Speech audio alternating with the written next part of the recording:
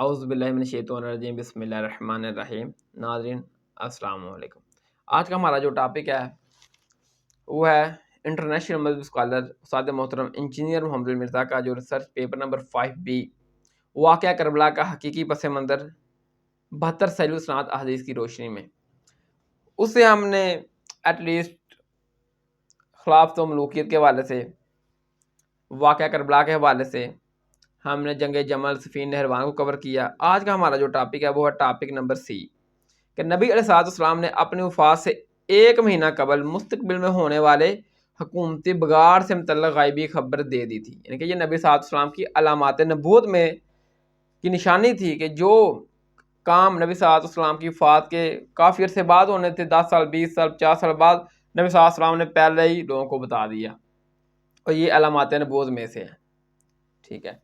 اور اسی کا نام ہے جو کہ حضرت امیر معاویہ رضی اللہ عنہ کی ملوکیت بخاری مسلم کی روشنی میں۔ آج جو بھی میں حضرت امیر معاویہ رضی اللہ تعالیٰ عنہ کی ملوکیت کے حوالے سے، دور حکومت کے حوالے سے، اور حضرت امیر معاویہ رضی اللہ عنہ جو کاتب وحی تھے ان کے حوالے سے جو ڈسکس کروں گا وہ انشاءاللہ تعالیٰ زیادہ تر چیزیں بخاری مسلم سے ہی ہوگی۔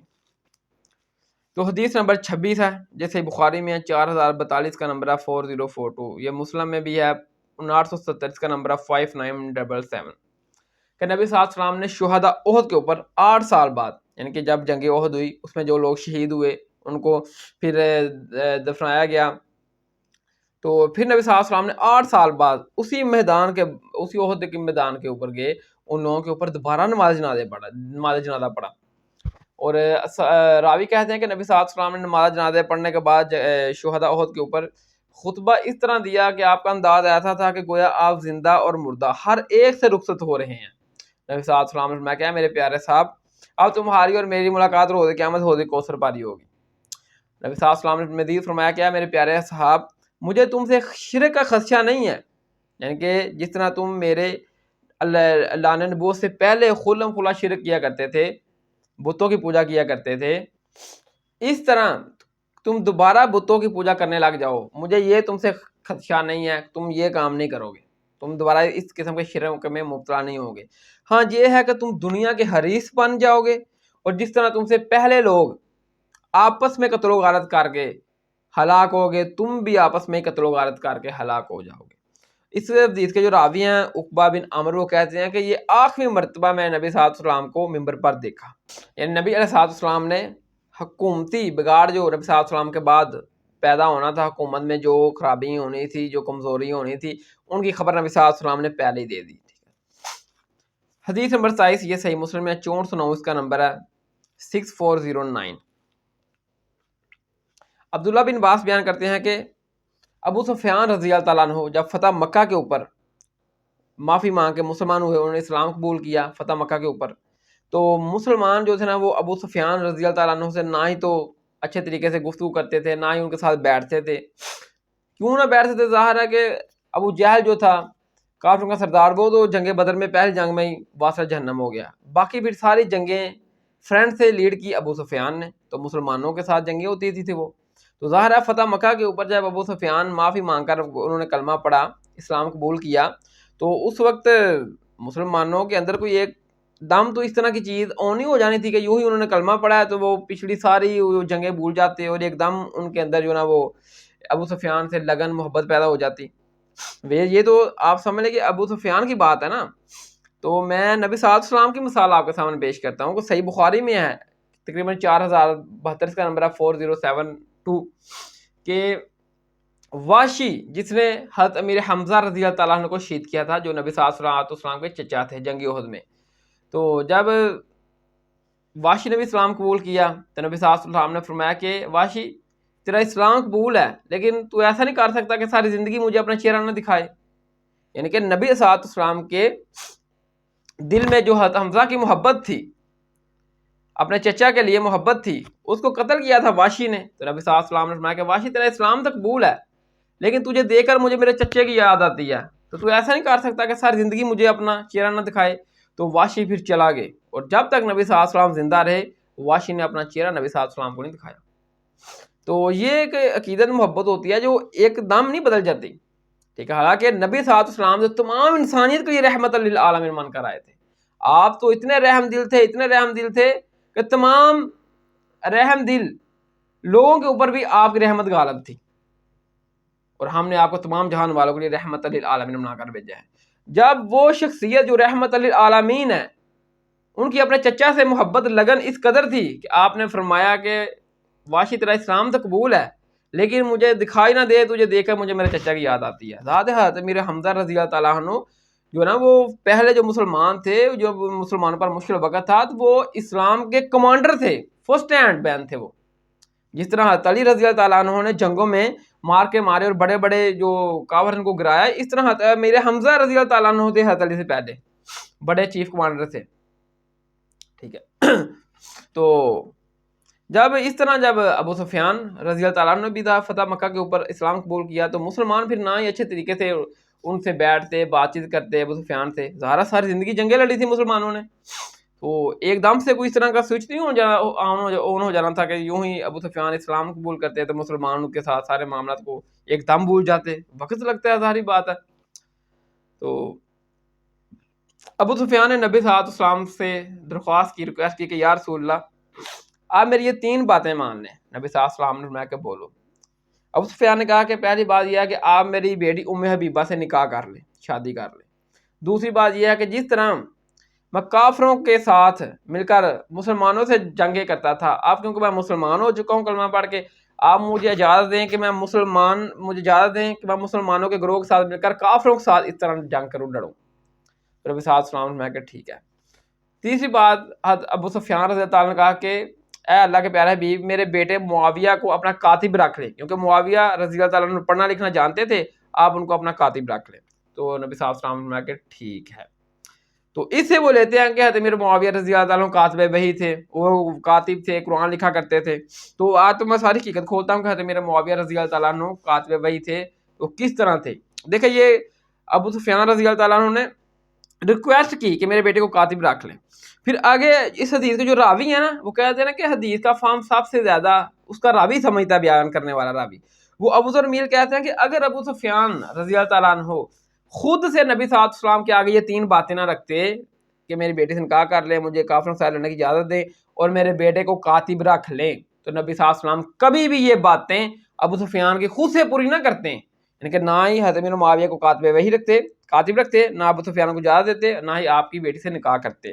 کیونکہ نبی صلی اللہ علیہ وسلم کی عادت مبارک تھی کہ جب کبھی نبی صلی اللہ علیہ وسلم سے کوئی شے مانگتا، کوئی چیز مانگتا، تو آپ انکار نہیں کیا کرتے تھے، ٹھیک ہے۔ تو اس طریقے سے جو نا وہ کاتب تھے حضرت امیر معاویہ رضی اللہ تعالیٰ عنہ کہ سفارش کر کے ان کے والد ابو سفیان نے نبی صلی اللہ علیہ وسلم سے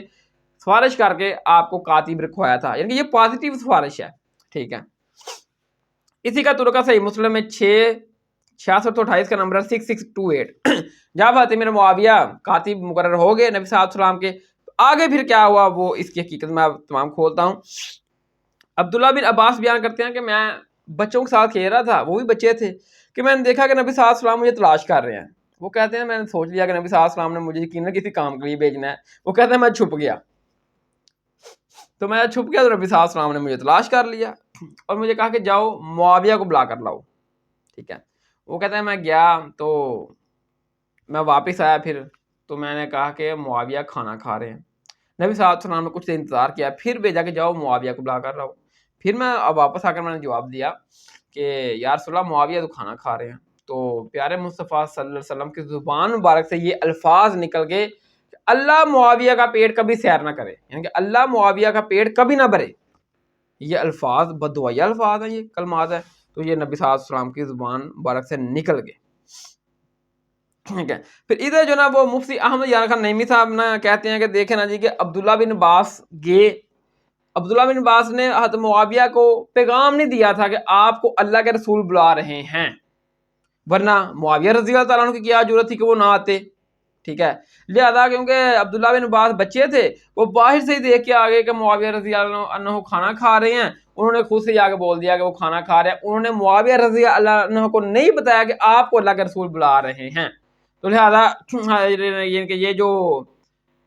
نبی صلی اللہ علیہ وسلم کے یہ جو کلمات ہیں کہ آپ نے حضرت معاویہ کے بارے میں جو بولے ہیں کہ اللہ اس کا پیٹ کبھی نہ بھرے، تو یہ آپ معاویہ کے حق میں بددعائیہ کلمات ثابت نہیں ہو سکتے، بلکہ وہ صحیح مسلم میں ہے کہ 6616 کا نمبر ہے 6616 کہ نبی صلی اللہ علیہ وسلم نے فرمایا کہ اے اللہ میں بھی ایک انسان ہوں، اگر میں کسی کے اوپر لعنت کروں یا کسی کے لیے بددعا کلمات کر دوں بول دوں تو وہ اس کا اہل نہ ہو، یعنی کہ امام بخاری امام مسلم نے اس کے اوپر ہیڈنگ لگائی ہے کہ جو اس کا اہل نہ ہو، اگر وہ اس کا اہل نہ ہو تو پھر وہ میری بد دعا اس کے حق میں رحمت اور پاکیزگی والی بنا دے۔ وہ کہتے ہیں کہ دیکھیں کہ نبی صلی اللہ علیہ وسلم نے تو حضرت امیر معاویہ کے لیے یہ بددعا کلمات تھے کہ اللہ اس کا پیٹ کبھی نہ بھرے، لیکن حضرت امیر معاویہ کیونکہ اس کے اہل ہی نہ تھے، کیونکہ وہ بچہ جو تھا نا عبداللہ بن عباس باہر سے دیکھ کے آ گیا، خود سے ہی انہوں نے یعنی کہ یہ کہہ دیا کہ معاویہ کھانا کھا رہے ہیں، معاویہ رضی اللہ عنہ کو بتایا ہی نہیں، تو لہٰذا ان کے حق میں رحمت ہے، دعا ہے، نہ کہ بد دعا۔ تو میرے بھائیو یہ جو اگلا دور وغیرہ یہ تمام تر باتیں کھول کے رکھ دے گا، یہ دلائل نبوہ میں ہے، امام بیہقی کی یہ کتاب ہے، 2506 کا نمبر ہے، اس کو شیخ زبیدہ بھی صحیح کہتے ہیں اور غلام مصطفیٰ ظہیر بھی اس کو صحیح کہتے ہیں، ٹھیک ہے۔ اس میں ساری حقیقت کھل جائے گی آپ کے اوپر، اور کاتب وحی جو کہتے ہیں کہ کاتب وحی تھے وہ بھی اس میں آئے گا، اس کی حقیقت میں مزید کھولوں گا۔ عبداللہ بن عباس بیان کرتے ہیں کہ وہ کہتے ہیں کہ میں چھوٹا بچہ تھا، میں بچوں کے ساتھ کھیل رہا تھا کہ نبی صلی اللہ علیہ وسلم تشریف فرما ہوئے اور آپ مجھے تلاش کر رہے تھے، میں نے دیکھا کہ نبی صلی اللہ علیہ وسلم مجھے تلاش کر رہے ہیں، یقیناً انہوں نے مجھے کسی کام کے لیے بھیجنا ہے، وہ چھپ گئے، نبی صلی اللہ علیہ وسلم نے ان کو تلاش کر لیا، کہا کہ جاؤ معاویہ کو بلا کر لاؤ، ٹھیک ہے نا، اور وہ وہی لکھا کرتے تھے۔ اس میں وہ الفاظ ہیں کہ وہ جو کہتی ہے نا کہ حضرت امیر معاویہ رضی اللہ تعالیٰ عنہ وہی لکھا کرتے تھے، اور حضرت امیر معاویہ رضی اللہ تعالیٰ عنہ کے اوپر کوئی بات اگر کی تو پورے قرآن کے اوپر شک ہوگا، کیونکہ حضرت امیر معاویہ تو وہی لکھا کرتے تھے۔ میرے بھائیو حضرت امیر معاویہ رضی اللہ تعالیٰ عنہ جو ہے نا وہ فتح مکہ کے اوپر مسلمان ہوئے ہیں، فتح مکہ کے اوپر تو 99.99% قرآن نازل ہو چکا تھا، اس کے بعد کتنا قرآن کا حصہ باقی نازل ہوا ہوگا کہ جو پورا قرآن کے اوپر شک ہو جائے گا اگر میرا معاویہ رضی اللہ تعالیٰ عنہ کے اوپر کوئی بات کی تو، ٹھیک ہے۔ یہ اصل میں بنو امیہ کے چاہنے والے ہیں، ملوکیت انہوں نے چھاپی ہوئی ہے صدیوں سے ادھر سعودی عرب میں، اور ادھر سعودیہ کے چندے ریال کھا کر جو نا وہ ریال حلال کرنے کے چکر میں جو نا وہ سارا یہ معاملہ کرتے ہیں کہ اگر معاویہ رضی اللہ تعالیٰ عنہ کی کے اوپر کوئی بات کی تو پورا قرآن شک میں پڑ جائے گا۔ قرآن کس طرح میں بھائی شک میں پڑ جائے گا؟ فتح مکہ کے اوپر حضرت معاویہ رضی اللہ تعالیٰ عنہ مسلمان ہوئے ہیں اور 99.99% قرآن نازل ہو چکا ہے، اور بعد میں کتنا کا قرآن حضرت میرے معاویہ نے لکھا ہوگا، ٹھیک ہے، جو پورا قرآن شک میں پڑ گئے گا، پورا قرآن ہی شک میں پڑے گا، آپ کا ریال شک میں پڑ جائیں گے، کیونکہ آپ نے ملوکیت کا سہارا لینا سعودی عرب سے، ادھر سے چندے کھانے ہیں اور ملوکیت کو پروموٹ کرنا ہے آپ نے، ٹھیک ہے، اور پورا قرآن شک میں پڑ جائے گا۔ وہ میں بتاتا ہوں کس طرح پورا قرآن شک میں پڑ جائے گا، وہ میں بتاتا ہوں آگے۔ تو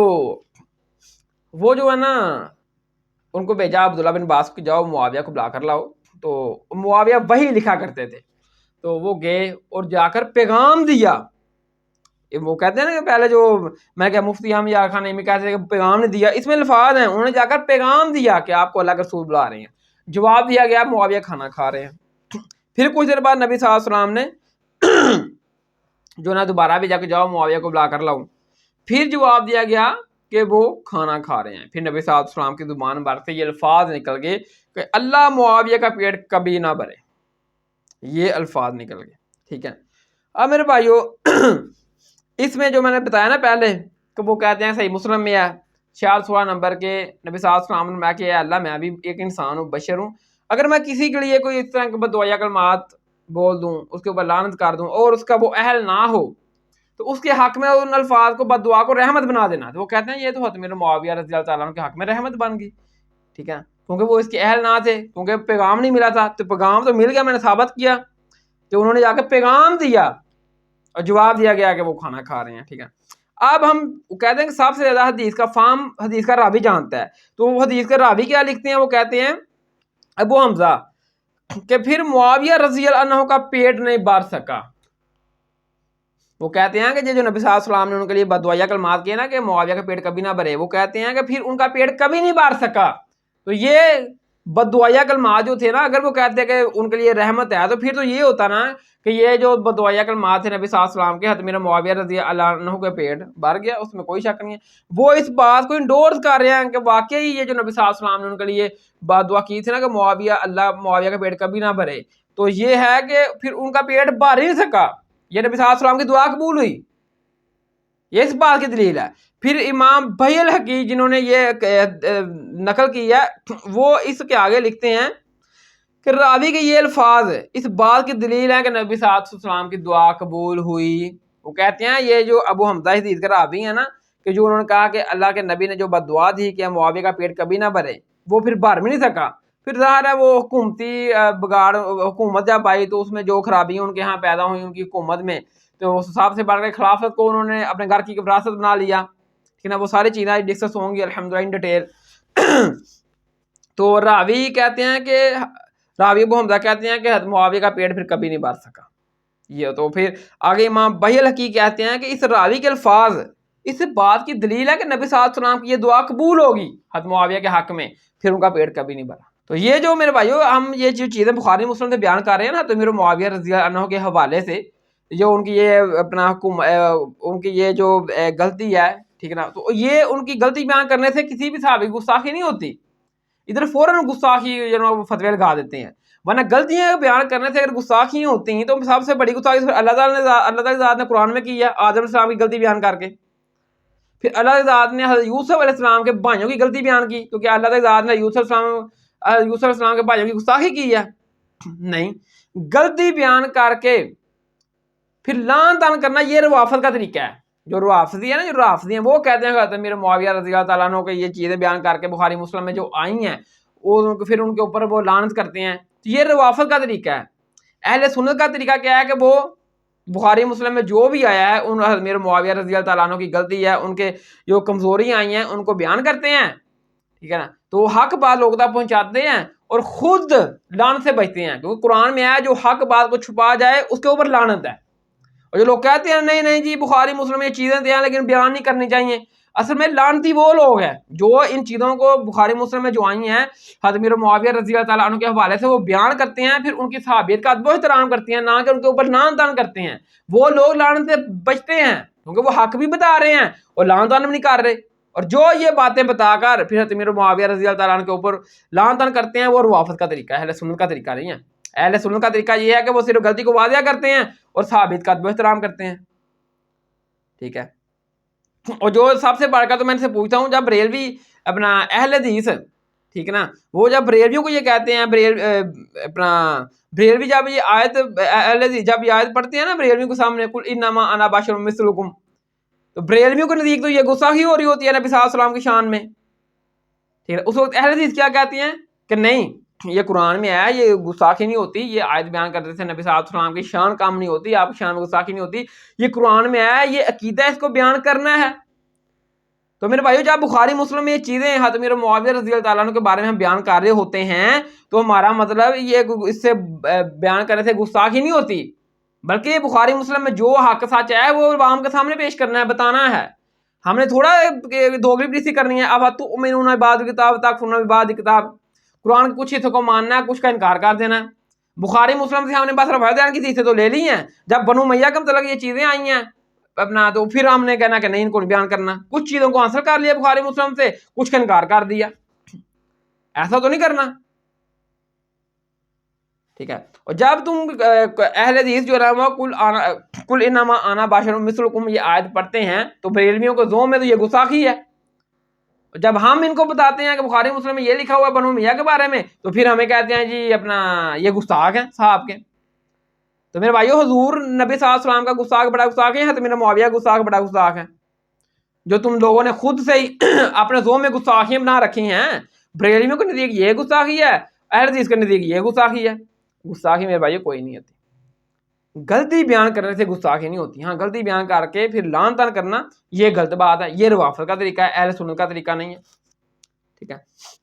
اور دوسرا پھر یہ کہتے ہیں کہ وہ جی حضرت میرا معاویہ رضی اللہ تعالیٰ عنہ کاتب وحی تھے. اگر حضرت میرا معاویہ رضی اللہ تعالیٰ عنہ کے حوالے سے کوئی بات پیش کی بخاری مسلم سے تو جناب جو ہے نا وہ پورا قرآن شک میں پڑ جائے گا. میرے بھائی پورا قرآن کیسے شک میں پڑے گا؟ قرآن کی گارنٹی تو اللہ تعالیٰ نے خود لی ہے اس کی حفاظت کی, قرآن میں آیا ہے, ٹھیک ہے. پھر میں ان سے پوچھتا ہوں کہ فتح مکہ کے اوپر حضرت میرا معاویہ رضی اللہ تعالیٰ عنہ کلمہ پڑھ کے مسلمان ہوئے ہیں. فتح مکہ کے اوپر تو 99.9999% قرآن نازل ہو چکا تھا, تو کتنا قرآن باقی ہے میرے معاویہ نے لکھا ہوگا, ٹھیک ہے. تو پھر میں بتا دیتا ہوں صحیح بخاری میں 4986 نمبر 4986 کہ جنگ یمامہ کے اوپر جب بہت زیادہ قاری شہید ہو گئے تو ابوبکر صدیق نے تو عمر سے مشورہ کیا کہ دیکھو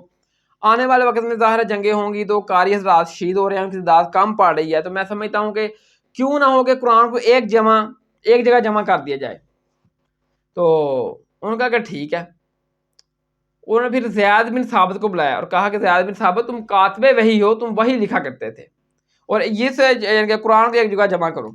ادھر حضرت میرے معاویہ رضی اللہ تعالیٰ کو کیوں نہیں بلایا؟ پورا قرآن شک میں پڑ جائے گا. اصل جڑے سعودی عرب تو ریال کھاندے تھوڑے ریال شک چ پی جان گے. اصل اے رولا گل تو حلال تے کرنے نا ریال ہوں، پورا قرآن شک میں پڑ جائے گا. میرے بھائی قرآن کی حفاظت کی ذمہ داری اللہ تعالیٰ ذات نے لی ہے، آپ کیوں اتنا جھوٹے وکالت کر رہے ہو؟ حق بات بیان کرو، چھپا رہے ہو حق کو.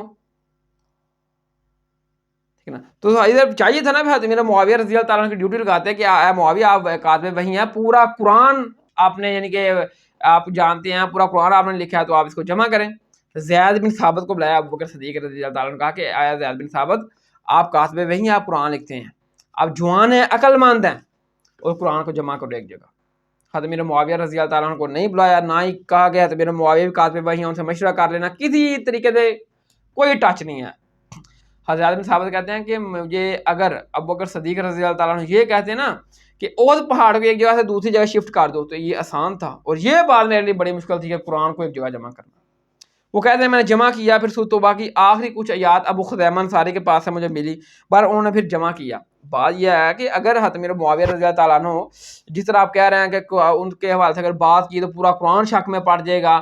اصل بات ہے کہ آپ کر رہے ریال سعودی عرب سے جو آپ کو آ رہے ہیں وہ شک میں پڑنے والے ہیں،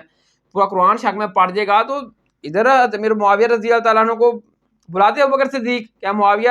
آپ پورے قرآن کو جاننے والے ہیں، لکھنے والے ہیں، آپ قرآن جمع کریں. جہاں کوئی کمیٹی بنا دیتے اس میں حضرت میرے معاویہ کا ذکر آ جاتا. تو آپ کہتے ہیں کہ پورا قرآن شک میں پڑ جائے گا. قرآن کیا شک میں پڑنا تھا؟ حضرت میرے معاویہ رضی اللہ تعالیٰ عنہ جو ہے نا وہ فتح مکہ کے اوپر تو مسلمان ہو رہے ہیں، وہ فتح مکہ کے اوپر 99.99% قرآن نازل ہو چکا تھا. تو ایسی ویسی کوئی میرے بھائیو بات نہیں ہے، یہ صرف سعودی کے ریال کھاتے ہیں اور بنو میاں کی یہ نا وہ وکالتیں کرنی شروع کر دیتے ہیں، بالکل جھوٹی دلیل ان کے پاس کوئی نہیں ہوتی. تو امام حجر اسقلانی المتوفا 852 ہجری، انہوں نے جب صحیح بخاری کی شرح لکھی نا فتح الباری جو بہت مشہور اتھینٹک فتح شرح مانی جاتی ہے صحیح بخاری کی، امام ابن حجر اسقلانی رحمہ اللہ کی، وہ اس میں پھر لکھتے ہیں، وہ کہتے ہیں کہ امام بخاری رحمہ اللہ نے یہاں صحیح بخاری میں حضرت معاویہ سے متعلق باب کے عنوان میں صرف لفظ ذکر معاویہ بیان کیا اور فضیلت یا منقبت جیسے الفاظ ذکر نہیں کیے. وہ کہتے ہیں کہ امام بخاری نے جب صحیح بخاری لکھی نا تو اس میں باب باندھے، فضائل صحابہ کے جب باب باندھے نا تو لکھا ابو بکر صدیق کی فضیلت، حضرت عمر کی فضیلت، حضرت علی کی فضیلت. جب حضرت معاویہ رضی اللہ کا نام آیا نا تو انہوں نے لکھا ذکر معاویہ، یہ نہیں لکھا کہ معاویہ کی فضیلت، انہوں نے صرف ذکر معاویہ کہ معاویہ رضی اللہ عنہ کا تذکرہ، فضیلت لفظ ہی نہیں لگایا ساتھ میں امام بخاری نے. وہ کہتے ہیں کیونکہ اس حدیث سے کوئی فضیلت معلوم نہیں ہوتی. البتہ سیدنا عبداللہ بن عباس رضی اللہ عنہ کا حضرت معاویہ کے لیے فقیہ اور صحابیت کا بطور ہی بیان بطور فضیلت کافی ہے. وہ کہتے ہیں کہ اس حدیث سے کوئی فضیلت ثابت نہیں ہوتی. وہ حدیث کیا تھی کہ عبداللہ بن عباس ایک شخص نے آ کر کہا کہ معاویہ رضی اللہ عنہ ایک وطر پڑھتے ہیں نماز عشاء کے بعد.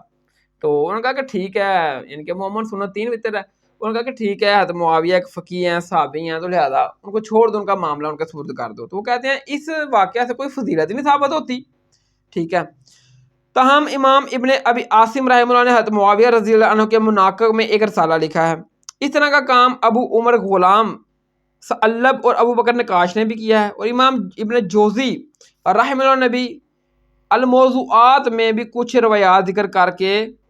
امام اسحاق کا یہ بھی قول نقل کیا ہے. وہ کہتے ہیں کہ حضرت معاویہ رضی اللہ عنہ کی شان میں نا وہ الموضوعات میں گڑی ہوئی حدیثیں جو ہے نا ان میں کچھ چیزیں ذکر کی ہیں، گڑی ہوئی جھوٹی جعلی چیزیں جو خود سے بنائی گئی ہوتی ہیں موضوعات. وہ کہتے ہیں خود سے حضرت میرے معاویہ کی فضیلت بنا لی تھی انہوں نے موضوعات شریف میں. ٹھیک ہے، تو وہ نکل کی ہیں. وہ کہتے ہیں حضرت میرے معاویہ رضی اللہ عنہ کی فضیلت میں کوئی چیز ثابت نہیں ہے، کیونکہ سوائے صحابیت کے، صحابی تو ہے، یہ سب سے بڑی فضیلت ہے. کہتے ہیں سوائے صحابیت کے حضرت میرے معاویہ رضی اللہ عنہ کی شان میں کوئی چیز ثابت آپ کی فضیلت میں نہیں ہے. ابن حجر اسقلانی مزید لکھتے ہیں یہی وجہ ہے کہ امام بخاری نے اپنے استاد امام اسحاق پر اعتماد کرتے ہوئے حضرت معاویہ کے ذکر میں لفظ فضیلت یا منقبت استعمال کرنے سے گریز کیا۔ وہ کہتے ہیں کہ یہی وجہ ہے کہ ان کی فضیلت میں کوئی حدیث ہے ہی نہیں، تو امام بخاری نے ان کے نام کے ساتھ فضیلت لفظ نہیں لگایا۔ ابو بکر کی فضیلت، اہل علی کی فضیلت، حضرت عمر کی فضیلت ان کے ساتھ تو لگی ہیں کیونکہ ان کی فضیلتیں ہیں، لہٰذا معاویہ رضی اللہ عنہ کی فضیلت میں کوئی حدیث ہی نہیں، کوئی چیز ہی نہیں ہے، تو لہٰذا ان کے ساتھ انہوں نے ان کے نام کے ساتھ ذکر معاویہ لگایا، معاویہ کی فضیلت نہیں لکھا رضی اللہ عنہ۔ تاہم اپنی گہری نظر سے ایسا استنباط فرمایا جس سے روافض کی سرگوبی ہوگی۔ وہ کہتے ہیں کہ جو روافض ہے نا، وہ ہوتے میرے معاویہ رضی اللہ عنہ کی ان چیزوں کا سہارا لے کر آپ کو توبہ نعوذ باللہ منافق کہتے ہیں، مسلمان نہیں سمجھتے، تو یہ روافض کا طریقہ ہے۔ ہمارا اہل سنت کا یہ ہے کہ میرے معاویہ رضی اللہ عنہ صحابی ہیں، سچے اہل ایمان ہیں، لیکن جو بخاری مسلم کی روشنی میں ان کے کریکٹر کے حوالے سے کمزوری آئی ہیں وہ تو ہم بیان کریں گے، اس میں کوئی شک والی بات نہیں ہے، لیکن وہ ہے مسلمان۔ روافض کیا کرتے ہیں، ان چیزوں کا سہارا لے کر ان کو مسلمان نہیں سمجھتے، ان کے اوپر لعن طعن کرتے ہیں، یہ روافض کا طریقہ ہے، اہل سنت کا طریقہ یہ نہیں ہے۔ اور امام نسائی رحمہ اللہ کا واقعہ اس بارے میں مشہور ہے کہ انہوں نے بھی اپنے استاد امام اسحاق کے قول پر اعتماد کیا اور اپنی مشہور کتاب فضائل صحابہ میں کوئی حدیث حضرت معاویہ کی فضیلت سے متعلق نہیں جمع فرمائی۔ وہ کہتے ہیں کہ امام نسائی نے بھی جب ایک کتاب لکھی نا فضائل صحابہ، اس میں بھی انہوں نے بھی امام بخاری کے اوپر اعتماد کیا اور حضرت امیر معاویہ کی فضیلت میں کوئی چیز نہیں نقل کی کیونکہ ہے ہی نہیں۔ اور پھر امام حاکم کا بھی قصہ اس طرح کا ہے، امام حاکم نے بھی جب فضائل صحابہ کے اوپر کام کیا تو انہوں نے حضرت امیر معاویہ کی فضیلت میں کوئی حدیث نہیں لی۔ امام ابن جوزی رحمہ اللہ نے عبداللہ بن احمد سے ان کے والد امام احمد بن حنبل کا مکالمہ بھی ذکر کیا ہے کہ انہوں نے اپنے والد امام احمد بن حنبل سے پوچھا کہ سیدنا علی بن ابی طالب اور حضرت امیر معاویہ بن ابی سفیان کے اختلافات سے متعلق آپ کی کیا رائے ہیں؟ وہ امام احمد بن حنبل کے جو بیٹے تھے نا، وہ کہتے ہیں کہ ابا جان، حضرت علی رضی اللہ تعالیٰ عنہ اور حضرت امیر معاویہ کا آپس میں جو جنگ اختلاف ہوئے اس کی وجہ کیا تھی، اس کے بارے میں آپ کی کیا رائے ہے؟ امام احمد بن حنبل اب اپنی رائے دے رہے ہیں۔ امام احمد بن حنبل امام بخاری امام مسلم کے استاد، اور ان کی کتاب ہے مسند امام احمد کتب حدیث، وہ ایک بہت بڑے محدث اب دے رہے ہیں رائے حضرت امیر معاویہ کے بارے میں۔ امام احمد بن حنبل نے تھوڑی دیر تک تو سر جھکائے رکھا کہ ہوں اپنے پتر کو کی جواب دواں، پھر فرمایا میرے بیٹے خوب سمجھ لو کہ سیدنا علی بن ابی طالب کے دشمن بہت زیادہ تھے، کہ حضرت علی کے دشمن بہت زیادہ تھا، جنہوں نے ان کے عیوب تلاش کرنا چاہے مگر ناکام رہے۔ چنانچہ ان دشمنوں نے ایک متبادل چراغ کے طور پر ایک دوسرے شخص حضرت معاویہ کو مقصد برابری کے لیے موضوع پایا جو ان سے جنگ کر چکا تھا۔ وہ کہتے ہیں کہ اختلاف کی وجہ یہ تھی کہ لوگوں نے حضرت علی سے دشمنی رکھی اور اس کے حضرت علی رضی اللہ تعالیٰ عنہ کے جو ہے وہ عیب تلاش کرنا شروع کی۔ جب کوئی عیب نہ ملو تو پھر انہوں نے سوچا کہ چلو ایک ایسا بندہ تلاش کرو جو ہے نا وہ حضرت علی سے پہلے جنگیں کر چکا تھا، تو پھر انہوں نے حضرت امیر معاویہ کو پایا، ٹھیک ہے۔ چنانچہ ان دشمنوں نے سیدنا علی کے مقابلے پر ان حضرت معاویہ کو بڑھا چڑھا کر پیش کیا۔ امام ابن حجر اسقلانی مزید لکھتے ہیں کہ امام احمد بن حنبل کے اس جواب میں اشارہ ہے کہ کچھ لوگوں نے حضرت معاویہ کے لیے بے بنیاد فضائل گڑھ لیے جن کی کوئی اصلیت نہیں ہے۔ یہ حقیقت ہے کہ حضرت معاویہ کے لیے روایات فضیلت بہت سی آئی ہیں، مگر ان احادیث میں سے کوئی بھی اصول محدثین پر اسناد حیثیت کوئی صحیح نہیں ہے، ٹھیک ہے۔ وہ کہتے ہیں کہ جب ان لوگوں نے دیکھا نا کہ علی کی شان بہت زیادہ ہے اور آپ کے اوپر کوئی عائب نہیں مل رہا، تو انہوں نے پھر حضرت معاویہ کو ان کا برابری کے لیے موضوع پایا اور حضرت معاویہ کے لیے خود ساختہ ہی فضیلتیں بنانی شروع کر دی، ان کی کوئی اصل نہیں ہے، صرف حضرت علی کے بغض میں حضرت امیر معاویہ رضی اللہ تعالیٰ کی فضیلت میں خود صحیح فضیلتیں بنانی شروع کر دی اور ان فضیلتوں کی کوئی حقیقت نہیں ہے۔ وہ کہتے ہیں سب بے بنیاد من گڑت چیزیں تھیں جو لوگوں نے خود سے بنا لی کہ حضرت امیر معاویہ کو حضرت علی سے بڑھا دے۔ اب حضرت علی کیا ہمیں کوئی عیب تو نہیں مل سکا جس کی وجہ سے حضرت علی کا ہم بدنام کر سکیں، لہذا حضرت امیر معاویہ کی شان کو حضرت علی سے بڑھا دے، یہ انہوں نے ایک پلان کیا۔ یہ حقیقت ہے کہ حضرت معاویہ کے لیے رفعیات فضیلت تو بہت سی آئی ہیں، مگر ان میں سے کوئی بھی اسناد صحیح نہیں ہے۔ صحیح کیسے ہو سکتی تھی؟ خود سے بنائی ہوئی موضوعات شریف میں تھی، خود سے حضرت امیر معاویہ رضی اللہ کی شان میں فضیلت میں احادیثیں انہوں نے بنائی حضرت علی کے مقابلے میں حضرت علی کو نیچا کرنے کے لیے، ٹھیک ہے، تو وہ صحیح کیسے ہو سکتی تھی؟ اس لیے امام اسحاق اور امام نسائی رحمہ اللہ نے اس موقف کو بڑے یقین کے ساتھ اختیار کیا، یعنی صحابیت کے سوا حضرت معاویہ کے فضائل سے متعلق کوئی بھی صحیح حدیث نقل نہیں ہوئی۔ وہ کہتے ہیں کہ اس لیے امام نسائی اور امام اسحاق نے بڑے یقین سے یہ موقف اختیار کیا ہے کہ حضرت معاویہ رضی اللہ تعالیٰ عنہ کی فضیلت میں کوئی چیز نہیں ملتی، سوائے کہ وہ صحابیت ہے. یہ بھی بہت بڑی فضیلت ہے صحابیت ہونا. ٹھیک ہے. حدیث نمبر 28 یہ صحیح مسلم میں 4776 کا نمبر ہے 4776. عبد الرحمن بن عبد رب الکعبہ بیان کرتے ہیں, وہ کہتے ہیں میں مسجد میں گیا اور مسجد میں جو نا وہ خانہ کعبہ کے سائے کے نیچے عبداللہ بن عمر بن عاص جو تھے نا وہ خطبہ دے رہے تھے اور چند لوگ آپ کے ارد گرد جمع تھے. میں بھی جا کر عبداللہ بن عمر بن عاص کے بالکل نزدیک پاس جا کر بیٹھ گیا. عبداللہ بن عمر بن عاص بول رہے تھے کہ میں نے نبی صلی اللہ علیہ وسلم کو فرماتے ہوئے سنا ہے کہ امیر کی اطاعت کرو اور دل و جان سے امیر کی اطاعت کرو, یعنی کہ جو تمہارا حکمران ہو اس کی اطاعت کرو, دل و جان سے اس کی اطاعت کرو. اور اگر ایک امیر کی بیعت میں کوئی دوسرا امیر اپنی بیعت لینا چاہے تو اس کو قتل کر دو. وہ کہتے ہیں جب یہ بات انہوں نے بولی نا تو وہ کہتے ہیں تابعی کہ میں نے کہا عبداللہ بن عمر بن عاص سے کہا کیا تو نے خود یہ نبی صلی اللہ علیہ وسلم سے بات سنی ہے کہ امیر کی اطاعت کرو, دل و جان سے امیر کی اطاعت کرو؟ انہوں نے کہا ہاں میں نے خود نبی صلی اللہ علیہ وسلم سے یہ بات سنی ہے. تو انہوں نے کہا کہ امیر معاویہ رضی اللہ تعالیٰ عنہ جو آپ کے چچا کے بیٹے ہیں وہ ہمارے حکمران ہیں ابھی, تو حضرت امیر معاویہ رضی اللہ تعالیٰ عنہ تو ہمیں حکم دیتے ہیں جبکہ ہمارے وہ امیر ہیں, حکمران ہیں, کہ مسلمانوں کو نہ حق قتل کرو اور مسلمانوں کا مال نہ حق طریقے سے ہڑپ کرو, یعنی کہ کھاؤ. جبکہ قرآن میں آیا ہے, قرآن میں اللہ تعالیٰ ذات ارشاد فرما رہے ہیں کہ مسلمانوں کا مال آپس میں نہ حق طریقے سے مت کھاؤ اور نہ مسلمانوں کو آپس میں قتل کرو. اور آپ کے چچا کے بیٹے ہمارے امیر ہیں, وہ ہمیں حکم دیتے ہیں کہ مسلمانوں کو نہ حق قتل کرو اور ان کا مال نہ حق طریقے سے کھاؤ. اب ہم اللہ کی بات مانیں یا حکمران جو آپ کے چچا کا بیٹا ہے میرا معاویہ ہے اس کی بات مانیں؟ آپ سے بول رہے ہیں کہ نبی صلی اللہ علیہ وسلم نے فرمایا تھا کہ امیر کی اطاعت کرو, دل و جان سے اطاعت کرو, اور اب کیا ہم کریں؟ تو عبداللہ بن عمر بن عاص نے یوں سر کیا اور وہ خاموش ہو گئے. اور پھر وہ بولے کہ دیکھو میرے چچا کا بیٹا معاویہ جو ہمارا اس وقت حکمران ہے, اور میرے نبی نے فرمایا تھا کہ حکمران کی دل و جان سے اطاعت کرو. دیکھو اللہ کی اطاعت کے معاملے میں میرے چچا کے بیٹا جو آپ کا امیر ہے اس کی اطاعت کرو, اللہ کی نافرمانی کے معاملے میں میرے چچا کا بیٹا جو تمہارا امیر ہے اس کی نافرمانی کرو. تو یہ قرآن میں بھی آیا ہے کہ اللہ کی اطاعت کرو, اس کے رسول کی اطاعت کرو, اور جو تم میں حکمران ہے اس کی اطاعت کرو. لیکن اگر وہ حکمران کوئی اس طرح کا معاملہ کرے جو اللہ اس کے رسول کی مخالفت پر ہو تو پھر حکمران کی بات کو چھوڑ دو, اللہ اور اس کے رسول کی بات کو فالو کرو. ادھر بھی وہ یہی بات تھی جب وہ بتا رہے تھے نا حکمران کی اطاعت کرو, تو پھر انہوں نے کہا کہ آپ کا بیٹا, آپ کے چچا کا بیٹا میرا معاویہ رضی اللہ عنہ وہ تو ہمیں حکم دیتے ہیں, ہمارے حکمران بھی ہیں کہ مسلمانوں کو نہ حق قتل کرو اور مسلمانوں کا مال نہ حق طریقے سے کھاؤ. ٹھیک ہے, جب کہ اللہ تعالیٰ ذات ہمیں حکم دے رہی ہے کہ مسلمانوں کو آپس میں نہ حق قتل نہ کرو, نہ ان کا مال نہ حق طریقے سے کھاؤ. تو پھر انہوں نے کہا کہ دیکھو کہ اللہ کی اطاعت میں ہی امیر کی اطاعت ہے اور اللہ کی نافرمانی میں امیر کی نافرمانی ہے. حدیث نمبر 29 یہ صحیح مسلم میں ہے 2284 کا نمبر 2284. ابو سعید خدری کہتے ہیں کہ ہم نبی صلی اللہ علیہ وسلم کے زمانے میں صدقہ فطر یعنی کہ فطرانہ غلام آزاد چھوٹے بڑے کی طرف سے ایک سا جو ہوتا ہے نا وہ 2.25 کلو کا راؤنڈ باؤنڈ ہوتا ہے, 3 کلو 3.25 کلو 2.5 کلو اس کے راؤنڈ باؤنڈ ایک سا ہوتا ہے. ٹھیک ہے, وہ کہتے ہیں کہ ہم نبی صلی اللہ علیہ وسلم کے زمانے میں صدقہ فطرانہ ایک سا چھوٹا بڑا آزاد غلام کے لیے کی طرف سے ہر ایک فرد کی طرف سے ایک سا کھجور, منکا, گندم یہ چیزیں نکالا کرتے تھے, جو وغیرہ ایک سا.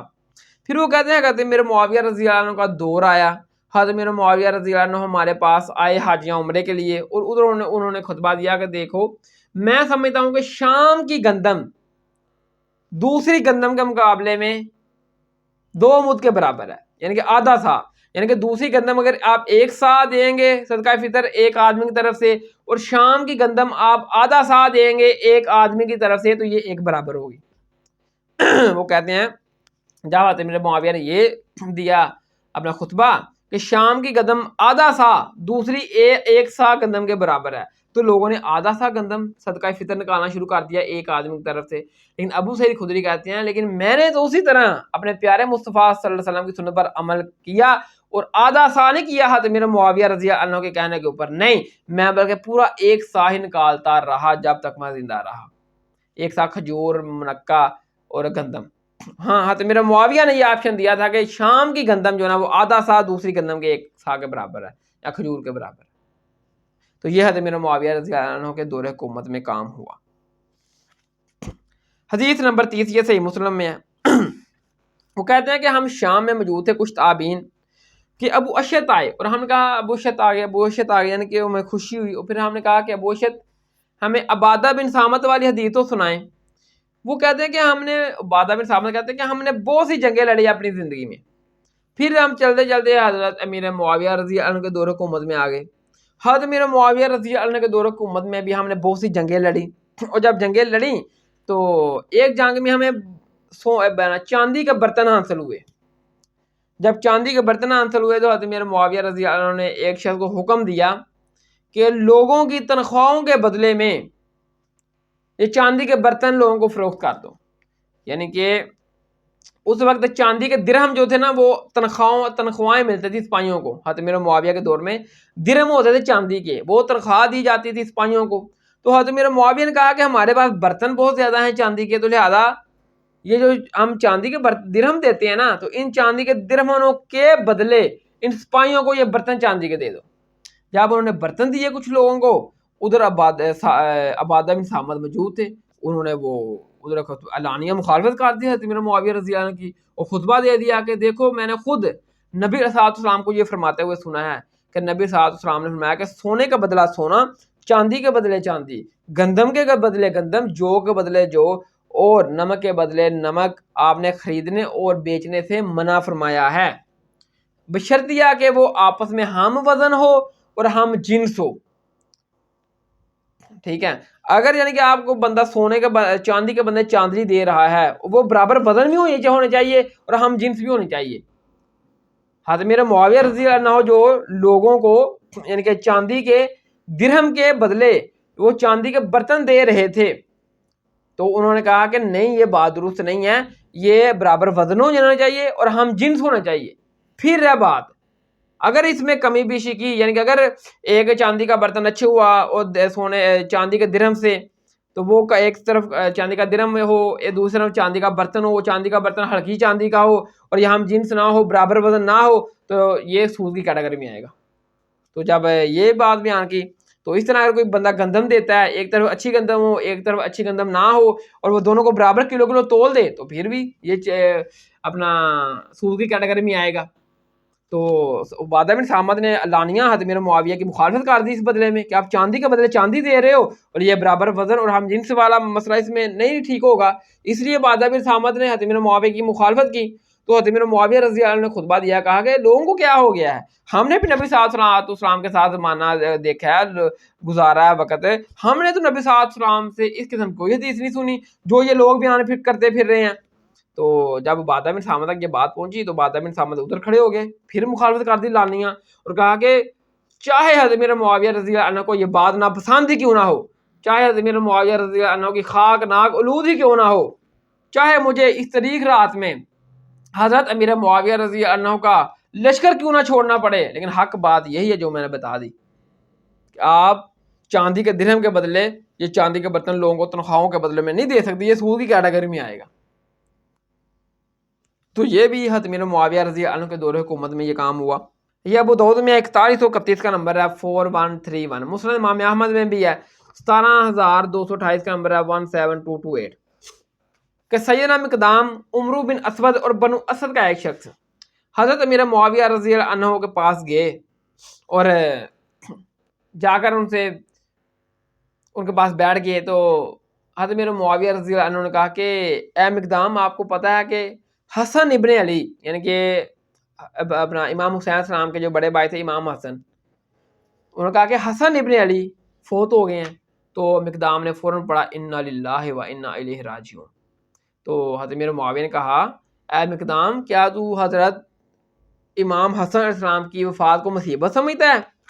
تو مقدام نے کہا کہ میں حضرت امام حسن علیہ السلام کی وفات کو مصیبت کیوں نہ سمجھوں، کیونکہ میں نے خود دیکھا تھا کہ امام نبی صلی اللہ علیہ وسلم نے ایک گود میں ایک طرف امام حسن کو بٹھایا، ایک طرف امام حسین کو بٹھایا، اور امام حسن کی طرف دیکھا اور کہا کہ امام حسن بیٹا تو مجھ سے ہے اور حسین بیٹا تو علی سے ہے، تو میں کیوں نہ مصیبت سمجھوں حسن ابن علی کی وفات کو۔ تو ادھر جو ایک بنو اسد کا ایک شخص تھا نا، اس نے کہا کہ حسن تو ایک انگارہ تھا جس کو اللہ تعالی ذات نے بجھا دیا، توبہ نعوذ باللہ استغفر اللہ، یعنی کہ اتنی بڑی امام حسن علیہ السلام کی شان میں اس نے گستاخی کر دی۔ جب اس نے یہ بات بولی نا تو مقدام رضی اللہ عنہ کو غصہ آ گیا. مقدام نے کہا اے معاویہ جب تک میں تجھے غصہ نہ دلا دوں جتنا تو نے امام حسن کے حوالے سے تیرے سامنے یہ بات اس بندے نے کی, ٹھیک ہے, اور امام حسن علیہ السلام کی شان میں ایک قسم کی گستاخی ہوئی اور مجھے غصہ آ گیا. اب جیسے میں جس طرح میں تجھے غصہ نہ دلا دوں اور وہ بات نہ کروں جو تجھے نہ پسند ہو, تو میں اس وقت تک یہاں سے نہیں ہلوں گا, کیونکہ مجھے غصہ آیا کہ جو بات یہ ہوئی ہے تیرے سامنے کہ امام حسن ایک انگارہ تھا جس کو بجھا دیا اللہ تعالی ذات نے. یہ اس بات میں بہت گہرائی کی بات ہے, اس کو آگے ہم امام حسن کی جو وفات والا چیپٹر اس میں ڈسکس کریں گے پراپر اس کا کیا مقصد تھا یہ بات کا. تو پھر مقدام نے کہا کہ اے معاویہ رضی اللہ عنہ میں تجھے اللہ تعالیٰ کا واسطہ دے کر پوچھتا ہوں کیا نبی صلی اللہ علیہ وسلم نے مرد کو سونا پہننے سے منع نہیں کیا تھا؟ حضرت معاویہ نے کہا کہ ہاں میں نے خود سنا تھا کہ نبی صلی اللہ علیہ وسلم نے مرد کو سونا پہننے سے منع کیا تھا. پھر اپنا امام حسن علیہ السلام نے کہا کہ اپنا مقدام نے کہا کہ میں تمہیں اللہ تعالیٰ کا واسطہ دے کر پوچھتا ہوں کہ اللہ تعالیٰ نبی صلی اللہ علیہ وسلم نے مرد کے لیے ریشم کو پہننے کو حرام نہیں قرار دیا تھا؟ معاویہ نے کہا ہاں میں نے سنا تھا. پھر کہا کیا میں تمہیں اللہ تعالیٰ کا واسطہ دے کر پوچھتا ہوں کیا نبی صلی اللہ علیہ وسلم نے درندوں کی کھالوں کے لباس پہننے اور قلین وغیرہ نیچے ڈالنے کے لیے آپ نے منع نہیں کیا تھا؟ تو معاویہ نے کہا کہ ہاں. تو مقدام نے کہا کہ اے معاویہ رضی اللہ عنہ یہ سب حرام کام میں نے تیرے گھر میں ہوتے ہوئے دیکھے ہیں.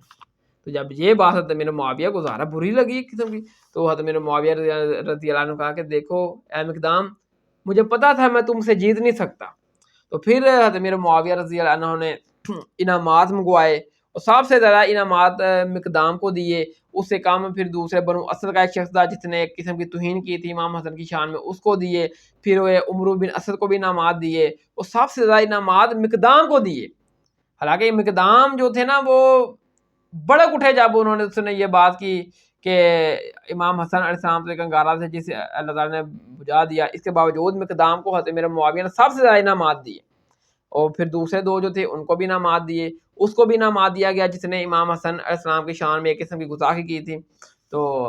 مقدام نے جو نا وہ سارا جو انعامات مال اقدام تھا ادھر ہی تقسیم کر دیا ان دو لوگوں میں. بنو اسد عمرو بن اسد کو دے دیا اور جو بنو اسد ہے اس کو دے دیا کہ لے لو مال دنیا کا تم ہی لے لو. تو جو بنو اسد تھا اس نے سارا مال اکٹھا کر لیا اور کسی کو کچھ نہ دیا. جب یہ خبر رہتی میرا معاویہ رضی اللہ عنہ تک پہنچی تو معاویہ رضی اللہ عنہ کہا کہ دیکھو مقدام ایک سخی دل شخص تھا اور دل کھول کر خرچ کرنے والا تھا, کیونکہ مقدام کے دل میں اہل بیت کی محبت تھی. اور اہل بیت جو چاہنے والے ہوتے ہیں وہ ان کے دل بڑے ہوتے ہیں, وہ رائے ہموار کرتے ہیں, ٹھیک ہے,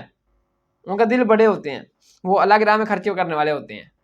تو جو بنو اسد کا تھا جس نے کچھ بھی نہ دیا اور سب کچھ اکٹھا کر لیا, تو معاویہ رضی اللہ عنہ نے کہا کہ جو بنو اسد تھا نا وہ تو مال اکٹھا کرنے والا ہے, ان کا کنجوس ہے وہ. تو صحیح ہے جو بنو امیہ خدمت گزار ہوتے ہیں وہ کنجوس ہی ہوتے ہیں, وہ ریال اکٹھے کرنے کے چکر میں جو نا وہ بخاری مسلم کی حدیث کو تختہ مشق بنا دیتے ہیں لیکن وہ ریال نہیں چھوڑتے. اور جو اہل بیت کے چاہنے والے ہوتے ہیں وہ تو میرے بھائیوں مال دولت کو کچھ سمجھتے نہیں ہیں, اہل بیت کے اوپر سب کچھ قربان کر دیتے ہیں. تو دیکھیں کہ وہ جو نا وہ مقدام جو اہل بیت کا چاہنے والا تھا اس نے مال و دولت بھی ادھر ہی ساری خرچ کر دی. اور جو جس نے بنو امیہ کا جو چاہنے والا تھا جس نے وہ امام حسن کی شان میں اتنی بڑی گستاخانہ الفاظ بوجھے کہ امام حسن تو ایک آقا انگارہ جسے اللہ تعالیٰ نے بجھا دیا, تو وہ سارا مال اکٹھا کر کے لے گیا. تو حضرت میرے معاویہ کو جب یہ خبر پہنچی تو حضرت میرے معاویہ رضی اللہ عنہ نے کہا کہ مقدام جو سخی شخص ہے اور دل کھول کر خرچ کرنے والا ہے, کیونکہ وہ اہل بیت کا چاہنے والا تھا.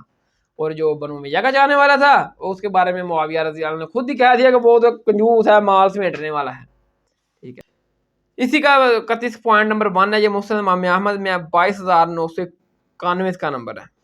عبداللہ بن برادہ بیان کرتے ہیں کہ میں اور میرے والد برادہ ہم حضرت میرے معاویہ رضی اللہ عنہ کے پاس ملنے کے لیے گئے. اور جب ہم حضرت میرے معاویہ رضی اللہ عنہ کے پاس ملنے کے لیے گئے تو حضرت میرے معاویہ رضی اللہ عنہ نے ہمیں نیچے کلینک کے اوپر بٹھا دیا, کھانا لایا گیا, ہم نے کھانا تناول کیا, کھانا کھایا حضرت میرے معاویہ رضی اللہ عنہ کے ساتھ مل کر.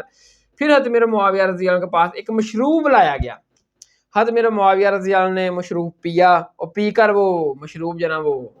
کہتے میرے والد برادہ کو دیا. جب میرے والد برادہ کو دیا گیا تو میرے والد برادہ نے کہا رضی اللہ عنہ نے کہ جب سے نبی صلی اللہ علیہ وسلم نے اس مشروب کو حرام قرار دیا ہے میں نے یہ مشروب کبھی نہیں پیا. تو پتہ نہیں کون سا مشروب تھا جس کو نبی صلی اللہ علیہ وسلم نے حرام قرار دیا, لیکن حضرت میرے معاویہ رضی اللہ عنہ نے وہ مشروب پی لیا حرام ہونے کے باوجود. لیکن حضرت برادہ نے کہا کہ میں نے یہ نہیں پینا کیونکہ نبی صلی اللہ علیہ وسلم نے جب سے اس کو حرام قرار دیا ہے میں نے کبھی نہیں پیا. تو یہ تمام چیزیں جو ہوتی ہیں میرے معاویہ رضی اللہ عنہ کے حوالے سے میں نے بیان کی ہیں جو بخاری مسلم میں آئی ہیں. اس کو بیان کرنے کا مقصد صرف یہ ہے کہ یہ بخاری مسلم میں آئی ہیں میرے بھائیو. کیا بخاری مسلم سے ہم نے صرف رفع دین کی حدیثیں لینی ہے اور بنو امیہ کے بارے میں جو آیا ہے اس کے بارے میں ہم نے خاموشی اختیار کرنی ہے کہ قرآن میں آیا کہ کچھ لوگ ایسے ہیں جو کتاب میں سے کچھ حصے کو لیتے ہیں کچھ کو چھوڑ دیتے ہیں. اور یہ تمام چیزیں جو ہوتی ہیں میرے معاویہ کے کریکٹر کے بارے سے کمزوریاں نظر آئی ہیں. ان کو بیان کرنا صرف یہ ہے کہ حق بات لوگوں تک پہنچ جائے کہ یہ اس طرح کی یہ چیزیں ملتی ہیں, ٹھیک ہے. لیکن ان کو بیان کر کے کوئی گستاخی نہیں کرنی حضرت میرے معاویہ رضی اللہ عنہ کی شان میں, حضرت میرے معاویہ رضی اللہ عنہ کی شان میں کوئی لان تان نہیں کرنی. یہ روافض کا طریقہ ہے کہ وہ ان چیزوں کو بیان کرتے ہیں, حضرت میرے معاویہ رضی اللہ عنہ کی شان میں گستاخی کرتے ہیں, لان تان کرتے ہیں. یہ روافض کا طریقہ ہے. اہل سنت کا طریقہ یہ ہے کہ وہ حق بات چاہے بخاری مسلم میں ہے وہ حق بات لوگ تک پہنچاتے ہیں, اس کے بعد صحابہ کا ادب و احترام کرتے ہیں اور خاموشی اختیار کرتے ہیں.